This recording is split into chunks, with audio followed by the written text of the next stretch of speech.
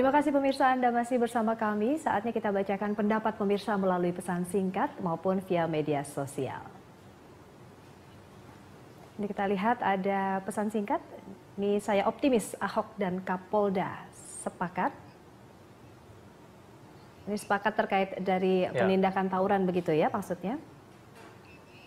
Baik, ini juga ada beberapa pesan dari masyarakat. Langkah maju mencegah konflik SOS.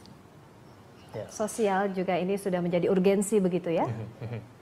Dan kemudian ada selanjutnya, ini juga melalui pesan singkat, butuh pembuktian atas kinerja tim ini, warga Jakarta butuh aksi nyata. Wah. Dan kemudian ada selanjutnya pemirsa ini yang dari nomor 0813 sekian-sekian, yang penting tim Pemprov dan Polda mau rajin berdialog dengan warga, khususnya di daerah yang jelas-jelas sering tawuran. Nah, itu tanggapan dari masyarakat sebagian, hampir semua ini positif Pak ya. Mungkin mereka menunggu-nunggu nih tim yang seperti ini nih. Sudah ditunggu-tunggu lama nih. Sudah ditunggu-tunggu lama. Pak Tito, saya ingin tanyakan kemudian, beda tidak sih Pak dengan penanganan di Jakarta dengan di Papua? Kan Pak Tito juga punya pengalaman banyak gitu di Papua ya. Dan di Papua ini pengetahuan saya, perang suku itu sudah menjadi budaya begitu dari tiap suku di sana. Ini bisa kita samakan nggak dengan kondisi Jakarta Pak? Iya, di sana juga memang punya banyak problem masalah konflik, mulai masalah konflik antara politik, terutama kalau sudah ada pemilu kada di sana, antara suku dan suku yang lain saling mendukung calon dari suku masing-masing, itu bisa menjadi pecah, menjadi perang.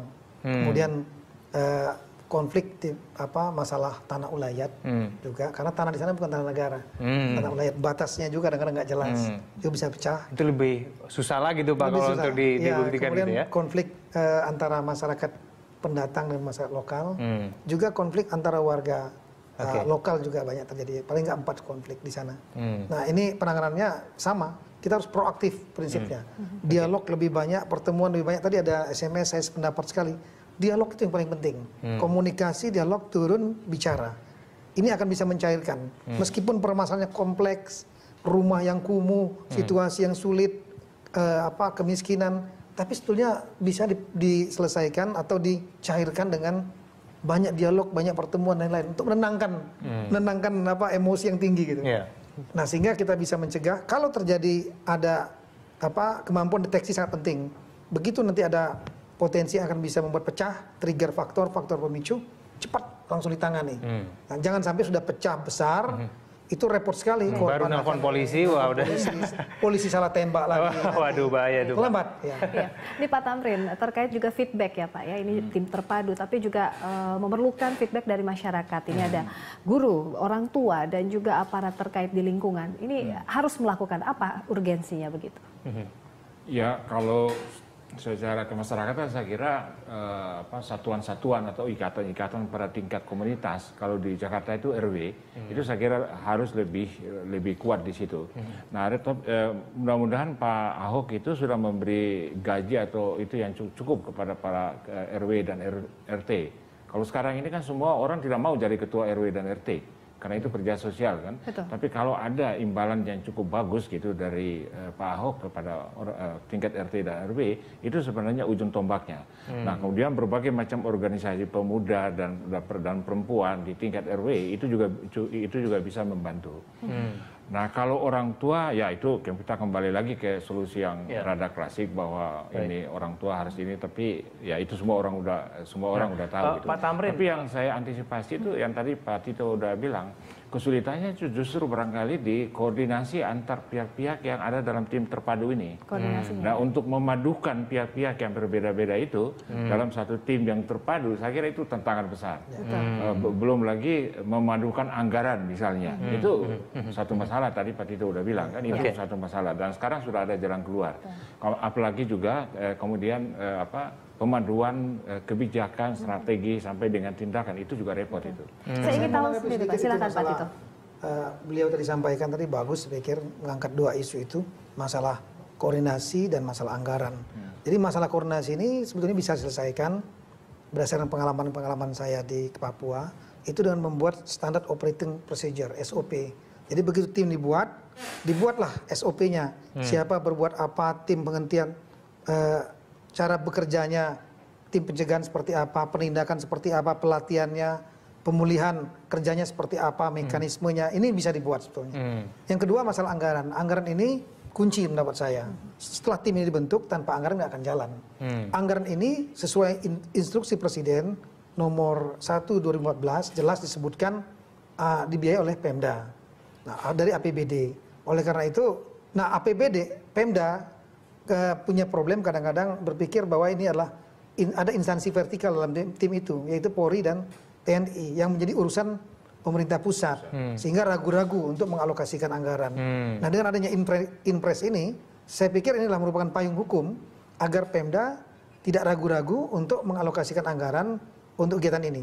Nah, kegiatan ini nanti dari tiga tim ini, berdasarkan pengalaman saya, itu 60% kegiatannya teralokasi untuk kegiatan pencegahan. Besaran anggarannya visible-nya ini butuh berapa, Pak? Tergantung tantangannya. Dipetakan dulu tantangannya. Setelah itu nanti dianggarkan dihitung berapa kira-kira untuk pencegahan berapa, untuk penindakan berapa, penghentian kekerasan, dan untuk pemulihan alokasinya kira-kira berapa. Ya nanti itu semua terserah nanti dari Bapak Gubernur, pemerintah, apapun yang dialokasikan. Kalau sudah ada jadi syukur. Ya, itu pembahasan mengenai anggaran sudah dimulai, Pak? Sudah disetujui angka berapa ini akan? Belum. Cuma Pak Gubernur langsung menyampaikan komitmen begitu berdiskusi, beliau sangat setuju dan beliau mendukung pembentukan tim dan beliau juga siap untuk mendukung anggarannya. Oke, baik. Ini terakhir sebelum kita menutup dialog, Pak Tito mungkin bisa dijelaskan, Pak, ini kemudian tantangan dan juga hambatan ke depan akan seperti apa dan kemudian apa harapan dari Kapolda sendiri, bagaimana masyarakat untuk menanggapi mengenai tim ini, Pak? Iya, saya kira ini problema tim ini mendapat saya baik, menurut saya ya, dan ini merupakan instruksi dari nasional, instruksi dari pimpinan Presiden saat itu.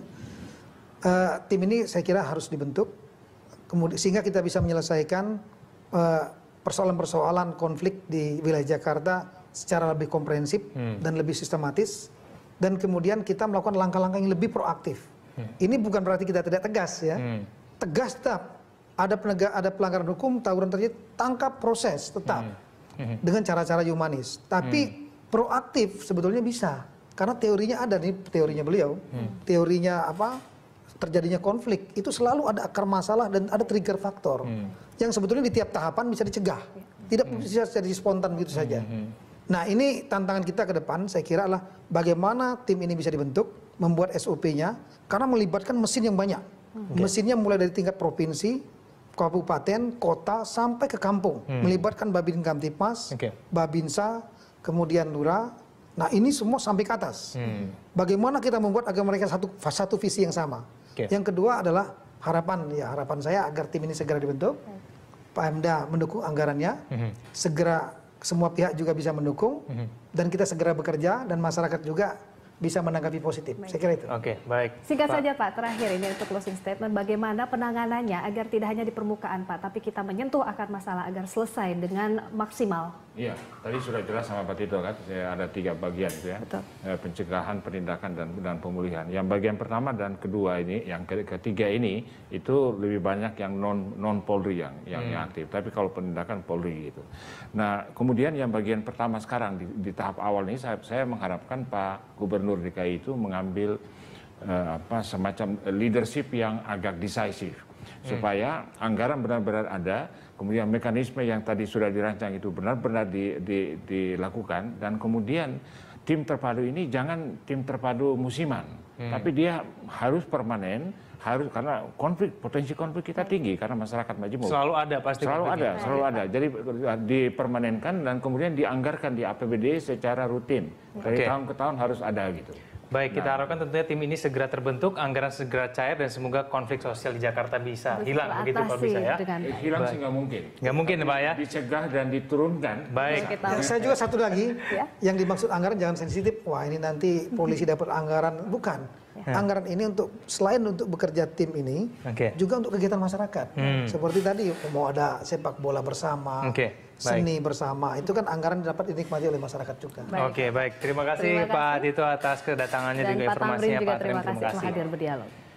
Pemirsa, demikianlah dialog Lunch Talk hari ini. Anda bisa mengirimkan informasi dan saran kepada kami lewat email di news@berita1.tv. Ya, atau follow kami via Twitter, Facebook, dan YouTube. Nantikan Lunch Talk setiap hari pukul 13 sampai 14 waktu Indonesia bagian Barat. Saya Kevin Egan. Saya Indri Soekardi, terima kasih.